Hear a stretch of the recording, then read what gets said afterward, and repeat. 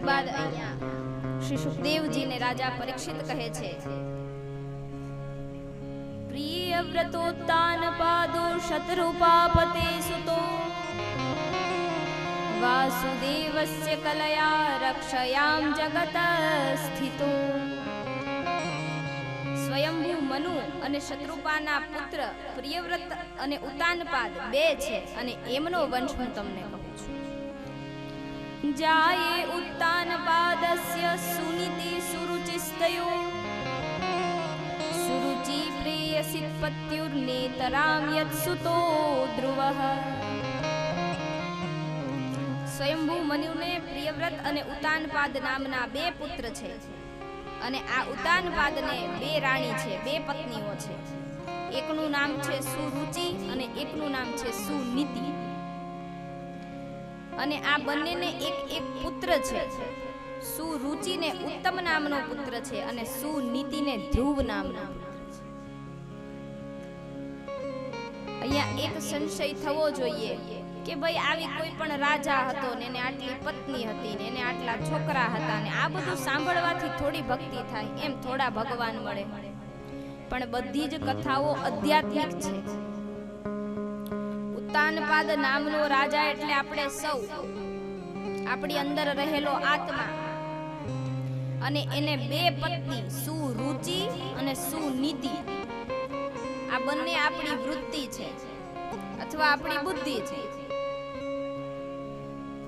હવે રાજાને બે પત્ની છે, એમાંથી ગમે કઈ? તો કે સુરુચિ, જે સારું હોય એ જ ગમે. પણ સુનીતિ ગમે? તો કે ના, એ અણમાનીતી છે.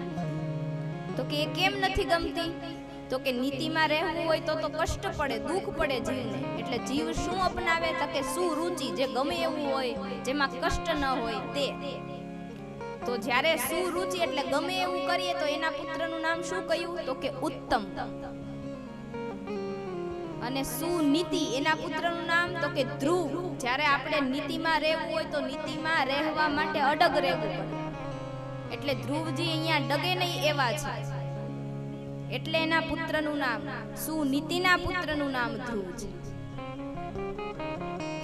આપણા સર્વની કથા છે. અને હરે એક કથા મનુષ્યના વિચારોને, બુદ્ધિને પરિવર્તિત કરવા માટે આધ્યાત્મિક ભાવથી લખાય છે. 5 ભાવો કહ્યા હતા પ્રથમ દિવસે: સ્થૂલ, સૂક્ષ્મ, કારણ, તત્વ અને અધ્યાત્મ. આ બધા ભાવો દ્વારા જ્યારે આપણે કથાઓને સાંભળીશું, સમજવાનો પ્રયત્ન કરીશું, એમાં મંથન કરીશું, ત્યારે સમજાશે.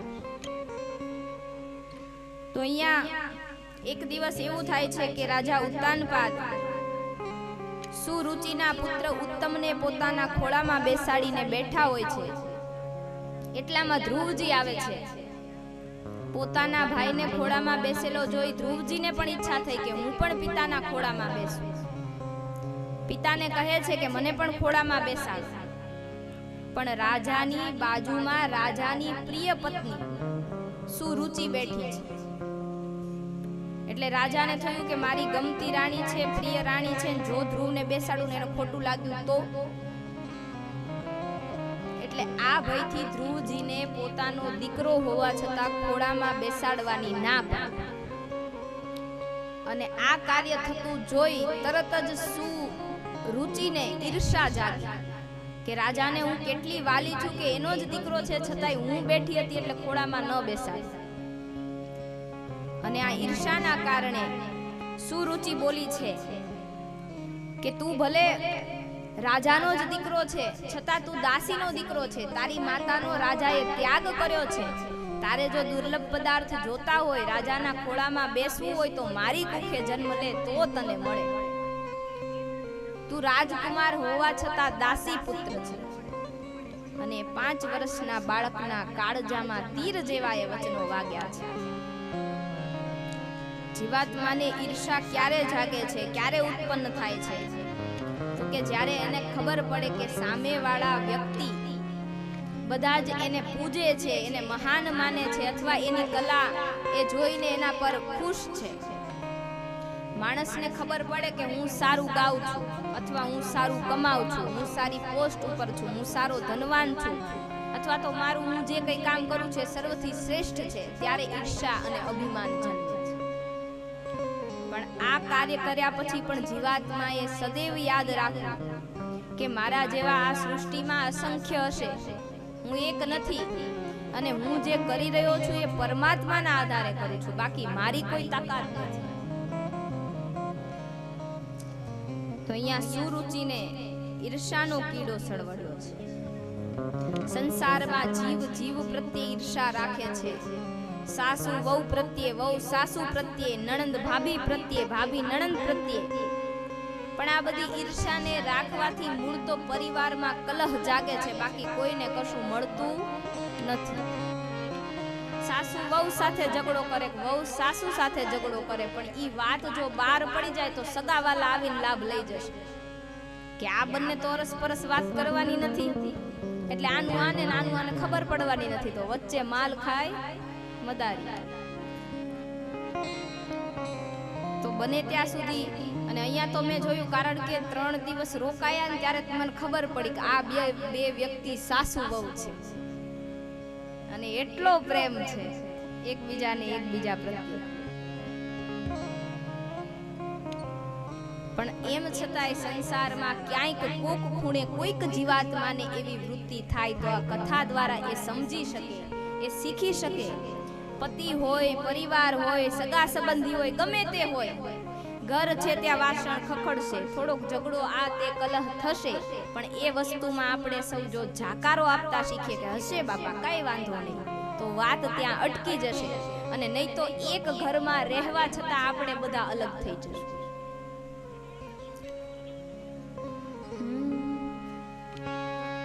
જુગ જુગથી ચાલ્યા આવે સાસુ વહુ ના વેર,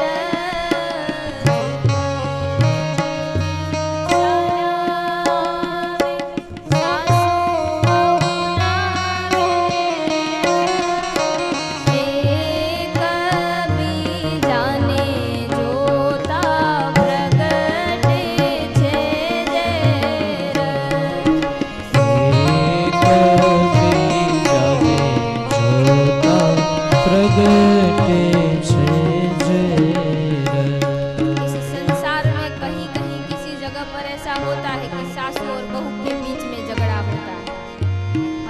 कलयुग ने ऐसा अपना रंग पकड़ा है कि अब तो माँ बेटी हो, माँ बेटा हो, बाप बेटा हो, भाई भाई हो, उसमें भी झगड़े होने लगे. क्यों?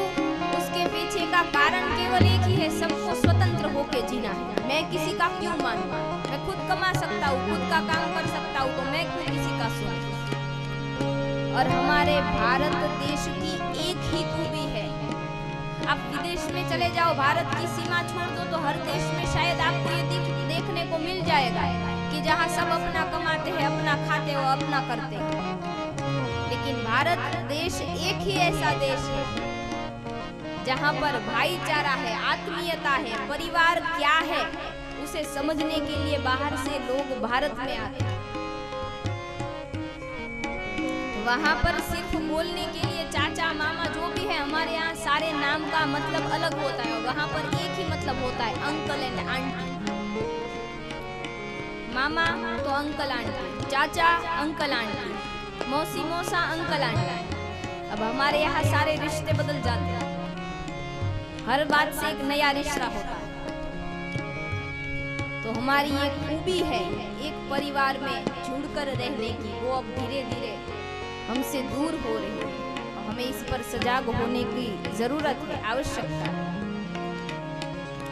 जुग जुग थी चाल्या आवे सासू वहू ना वेर, जुग थी चाल्या आवे सासू वहू ना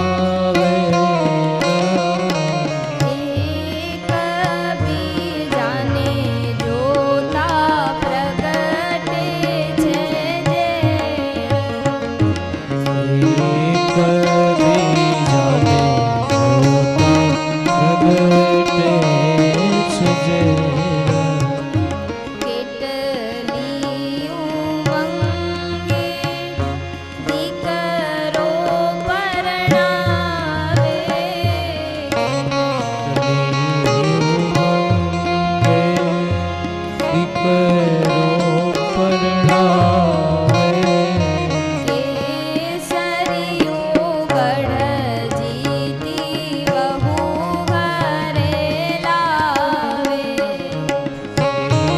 करियो गर जीती वहु गैरना।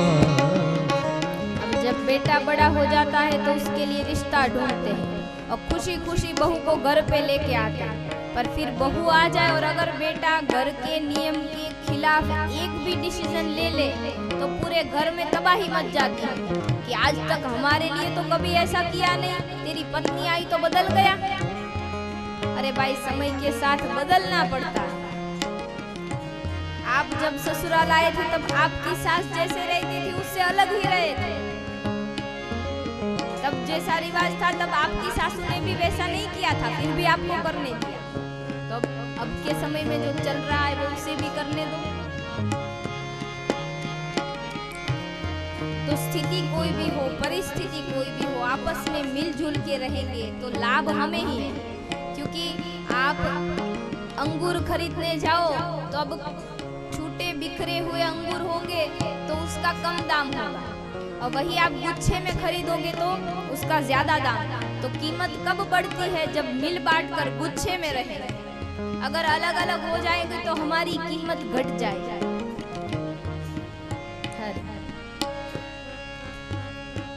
तो खुद की कीमत बढ़ानी है तो मिल बांट कर सबके साथ। और फिर कभी ऐसा हो जाए कि आप लाख माफिया दे दो, आप उसके हर गुनाह को माफ कर दो, लेकिन वो अपनी हठ ही हर बार पकड़े रखे और उससे आदत ही लग जाए कि मेरा ही अब सब मानेंगे, तो जरूरी नहीं है कि आप उसके अत्याचारों को भी सहो। बात जब तक परिवार को संभालने की है, नो डाउट आप सहन कर लो, लेकिन जब आदत बन जाए कि हमेशा वही गलती करे और हम ही माफ करें और ऐसा ही चलता रहे तो फिर आवाज उठाओ। तो यहाँ पर ध्रुव की साऊ की माता ने, सौतेली माता ने ध्रुव को कटु वचन कहे। ध्रुव जी रोते हुए अपनी माँ के पास जाते हैं और बोलते हैं कि मुझे माँ ने ऐसा बोला। तो ध्रुव जी की माता कहती है सुनीति कि बेटा उसमें तुम्हारी माँ ने गलत क्या कहा है? मैं ही अभागी हूँ जो राजा ने मेरा त्याग किया है, और उसने सही कहा है कि तुझे दुर्लभ पदार्थ चाहिए तो भगवान का तप कर, आराधन कर और उसे प्रसन्न करके वरदान मांग, और तुझे जो चाहिए वो मांग लेना। तो ध्रुव जी ने कहा तो मैं तप करने जा रहा हूं। तो माता ने सीख दी है कि बेटा तप करने जा रहे हो, मन में कोई भी राग द्वेष मत रखना, शुद्ध मन से जाओ। तुम अपनी सौतेली माँ को भी वंदन करना। देखिए यहाँ पर एक माता का संस्कार दिखाया गया है कि बच्चों को राग द्वेष बचपन से मत सिखाओ कि उसका बेटा तुझे मारता है तो उसके साथ बात मत करना, फिर वो आंटी बुलाए फिर भी वो चुपचाप चला जाएगा, या मुझे आपसे बात नहीं करनी कह के चला जाएगा। तो बच्चों को क्या सिखाना है कि अगर कोई गलत कर रहा है फिर भी उसे वंदन करके निकलो, झगड़ा करके निकलो, क्योंकि अभी छोटा मोटा झगड़ा करने की छूट दोगे कल वो बड़ा हादसा हो सकता है। तो ध्रुव जी तपश्चर्या करने के लिए जा रहे हैं, सबको प्रणाम किया, आशीर्वाद दिया, वंदन किया और मधुवन में जाने के लिए निकले हैं। पर पता नहीं है कि मुझे वन में जाके करना क्या है। लेकिन जब भगवान का भक्त किसी नेक कार्य के लिए निकलता है, जैसे परीक्षित राजा को मोक्ष की प्राप्ति करनी थी और गंगा तट पे आए तो भगवान ने ही प्रेरणा की और सुखदेव जी पधारे कथा सुनाने, और यहाँ पर भगवान की ही प्रेरणा से कौन आया? श्रीमन नारायण।